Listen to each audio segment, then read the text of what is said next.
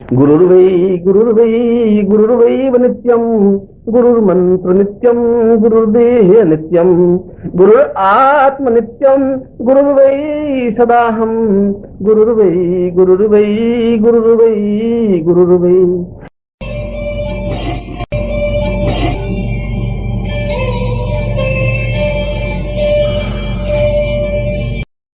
मेरा तीर्थ तो आपके चरण हैं, मेरा जीवन तो आपके शरीर से प्रवाह होती हुई वायु है, मेरा दर्शन तो आपका चेहरा है, मेरा पुण्य तो आपके चरणों के पास बैठना है, मेरी भागीरथी तो केवल आपके चरणों तक है। मैं केवल आपके चरणों के पास बैठना चाहता हूँ, मैं केवल आपके वक्षस्थल से पुत्र के समान चिपकना चाहता हूँ। आप मेरे सिर पर हाथ रखें, मुझे आशीर्वाद दें, मुझे शिष्य रूप में स्वीकार करें, क्योंकि मैं केवल आपका हूँ और आपका ही बना रहना चाहता हूँ।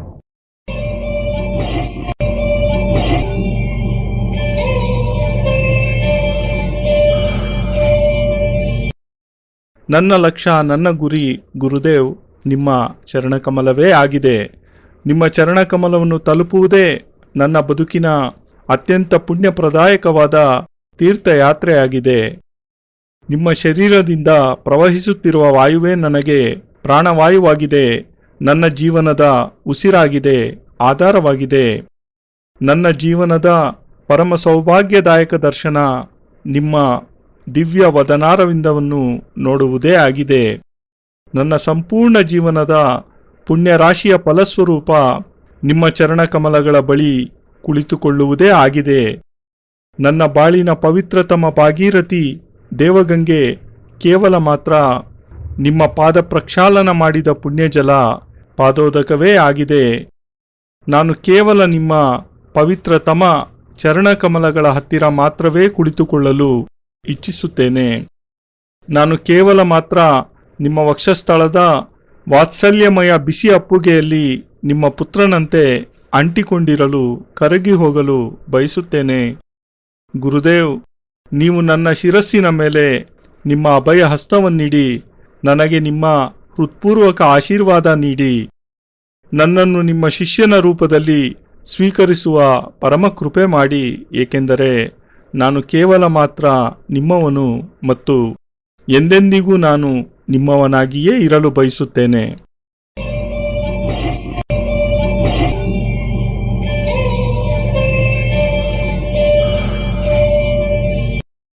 न तेनं वदा पूर्वमदैव रूपं पुण्यो वदां पूर्वनरूप नित्यं गुरुर्वै सदाहं सदेहं सदेहं सिद्धाश्रमोऽयं प्रणमं वदामि।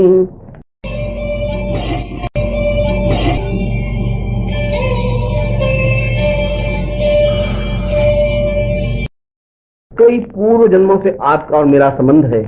वह संबंध आप चाहे पिता पुत्र का मान लें, चाहे गुरु और शिष्य का मान ले, चाहे प्रेमी और प्रेमिका का मान ले। आप जिस प्रकार से भी मुझसे संबंध रखना चाहें, मैं उसी प्रकार से संबंध रखने को तैयार हूँ। परंतु मैं चाहता केवल यही हूँ कि मैं आपके पास रहूं। मैं चाहता केवल यही हूँ कि मैं आपके चरणों में विसर्जित हूँ। जो आपको अच्छा लगे उस प्रकार से आप मेरे साथ व्यवहार करें, परंतु मैं यह नहीं चाहता कि आपसे क्षण भी दूर रह सकूं। मैं आंखों से आपको ओझल करते ही मेरी आंखों से अश्रुधार प्रवाहित होने लग जाती है। मैं तो केवल आपका एक रजकण हूँ, आपके शरीर का एक हिस्सा हूँ, आपकी आत्मा का एक भाग हूँ।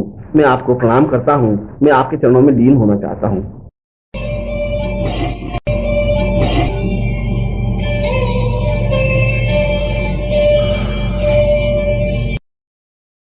ನನ್ನ ಮತ್ತು ನಿಮ್ಮ ಸಂಬಂಧ ಗುರುದೇವ್ ಇಂದು ನೆನ್ನೆಯದಲ್ಲ, ಅದೆಷ್ಟೋ ಜನ್ಮಾಂತರಗಳ ಪೂರ್ವಜನ್ಮ ಸುಕೃತ ವಿಶೇಷ ಸುಮಧುರ ಸಂಬಂಧ ನಮ್ಮದಾಗಿದೆ. ಆ ಅದ್ಭುತ ಸಂಬಂಧವನ್ನು ನೀವು ತಂದೆ ಮಗನ ಸಂಬಂಧವೆಂದು ತಿಳಿದರೂ, ಗುರು ಶಿಷ್ಯನ ಸಂಬಂಧವೆಂದು ಭಾವಿಸಿದರೂ, ಪ್ರೇಮಿ ಪ್ರೇಮಿಕೆಯರ ಸಂಬಂಧವೆಂದು ಅರ್ಥೈಸಿದರೂ, ನೀವು ಯಾವುದೇ ಪ್ರಕಾರದಲ್ಲಿ ನನ್ನೊಂದಿಗೆ ಸಂಬಂಧ ಸ್ಥಾಪಿಸಲು ಬಯಸಿದರೂ ಸಹ ನಾನು ಅದೇ ಪ್ರಕಾರದಲ್ಲಿ ನಿಮ್ಮೊಂದಿಗೆ ಸಂಬಂಧವನ್ನು ಇಟ್ಟುಕೊಳ್ಳಲು ಪೂರ್ಣತಃ ಸಿದ್ಧನಾಗಿದ್ದೇನೆ. ಆದರೆ ನಾನು ಕೇವಲ ಇಷ್ಟು ಮಾತ್ರವೇ ಬಯಸುತ್ತೇನೆ. ನಾನು ನಿಮ್ಮ ಬಳಿಯೇ ಯಾವಾಗಲೂ ಇರಬೇಕೆಂದು, ನಿಮ್ಮ ಚರಣಗಳಲ್ಲಿಯೇ ನಾನು ಸಂಪೂರ್ಣವಾಗಿ ವಿಸರ್ಜಿತನಾಗಬೇಕೆಂದು ಗುರುದೇವ್ ನಿಮಗೆ ಯಾವ ರೀತಿ ಸರಿ ಎನಿಸುತ್ತದೆಯೋ ಹೊಂದುತ್ತದೆಯೋ ಅದೇ ರೀತಿ ನೀವು ನನ್ನೊಂದಿಗೆ ವ್ಯವಹರಿಸಿ ನಡೆದುಕೊಳ್ಳಿ. ಆದರೆ ನಾನು ಒಂದೇ ಒಂದು ಕ್ಷಣ ಮಾತ್ರಕ್ಕೂ ನಿಮ್ಮಿಂದ ದೂರವಾಗಲು ಬಯಸುವುದೇ ಇಲ್ಲ. ನೀವು ಕ್ಷಣ ಮಾತ್ರವಾದರೂ ನನ್ನೆದುರಿನಿಂದ ಕಣ್ಮರೆಯಾಗಿದ್ದೇ ಆದರೆ ನನ್ನ ಕಣ್ಣುಗಳಿಂದ ಅಶ್ರುಧಾರೆ ಪ್ರವಹಿತವಾಗತೊಡಗುತ್ತದೆ.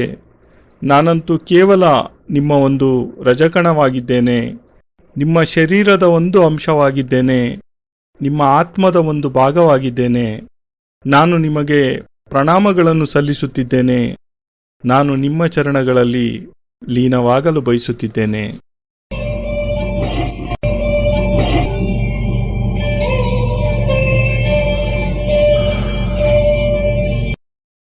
यह गुरु स्तवन अपने आप में ही एक पुण्यदायक स्तवन है, जिसका उच्चारण करना ही जीवन की पूर्णता है।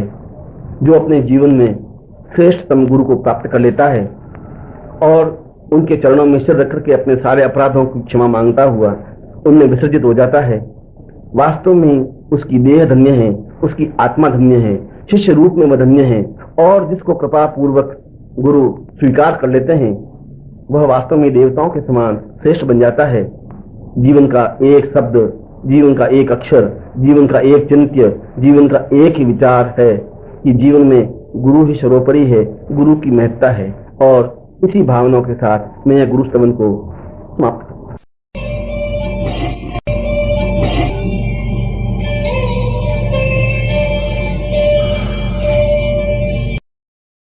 ಯೋಗಿರಾಜ್ ಚೈತನ್ಯಾನಂದಜಿಯವರ ಈ ಗುರುಸ್ತವನ ತನ್ನಲ್ಲಿಯೇ ತಾನು ಅತ್ಯಂತ ಪುಣ್ಯದಾಯಕವಾದ ಒಂದು ಸ್ತವನವಾಗಿದೆ.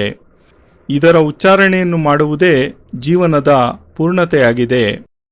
ಯಾರು ತಮ್ಮ ಜೀವನದಲ್ಲಿ ಶ್ರೇಷ್ಠತಮವಾದ ಗುರುವನ್ನು ಪ್ರಾಪ್ತಿ ಮಾಡಿಕೊಳ್ಳುತ್ತಾರೆಯೋ ಮತ್ತು ಆ ಗುರುವಿನ ಚರಣಕಮಲಗಳಲ್ಲಿ ತಮ್ಮ ಶಿರಸ್ಸನ್ನಿಟ್ಟು ಜೀವನದಲ್ಲಿ ಮಾಡಿದ ಎಲ್ಲ ಅಪರಾಧಗಳಿಗಾಗಿ ಕ್ಷಮೆಯಾಚಿಸುತ್ತಾ ಅವರ ಚರಣಗಳಲ್ಲೇ ವಿಸರ್ಜಿತರಾಗುತ್ತಾರೆಯೋ, ತಮ್ಮನ್ನೇ ತಾವು ಸಮಾಪ್ತಿ ಮಾಡಿಕೊಳ್ಳುತ್ತಾರೆಯೋ, ವಾಸ್ತವವಾಗಿಯೂ ಅವರ ದೇಹ ಧನ್ಯವೆನಿಸುತ್ತದೆ, ಅವರ ಆತ್ಮ ಧನ್ಯವೆನಿಸುತ್ತದೆ, ಶಿಷ್ಯ ರೂಪದಲ್ಲಿ ಅವರು ಧನ್ಯರೆನಿಸುತ್ತಾರೆ.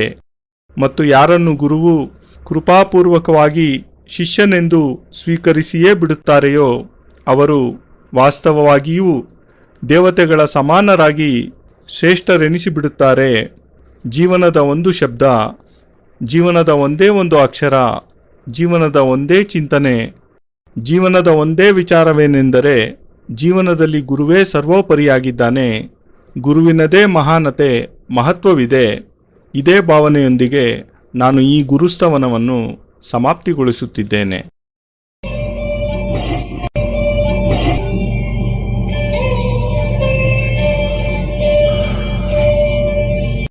ನಾರಾಯಣೋ ತ್ವಂ ನಿಖಿಲೇಶ್ವರೋ ತ್ವಂ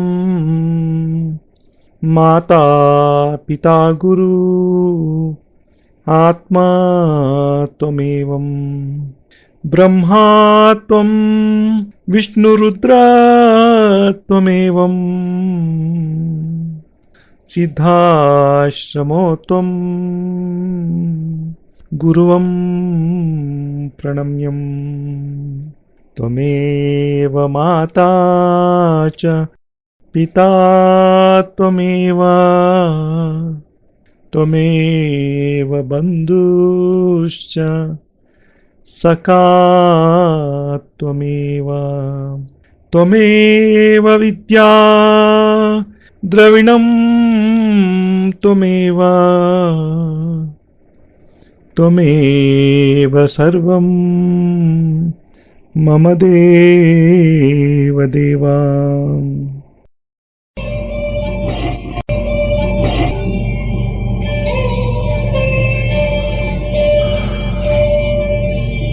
ತ್ವದೀಯಂ ವಸ್ತು ನಿಖಿಲಂ ತುಭ್ಯಮೇವಂ ಸಮರ್ಪಯೇತ್. ಜೈ ಗುರುದೇವ್.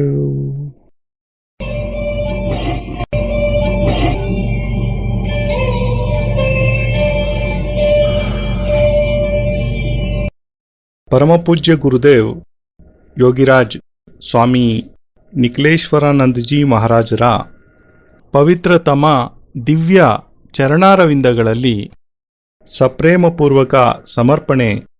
ಈ ಭಾವಾನುವಾದ ಅತ್ಯಂತ ಕೃತಜ್ಞತಾಪೂರ್ವಕವಾಗಿ ಗುರೂಜಿ ನಿಖಿಲ್ ಸಚ್ಚಿದಾನಂದ.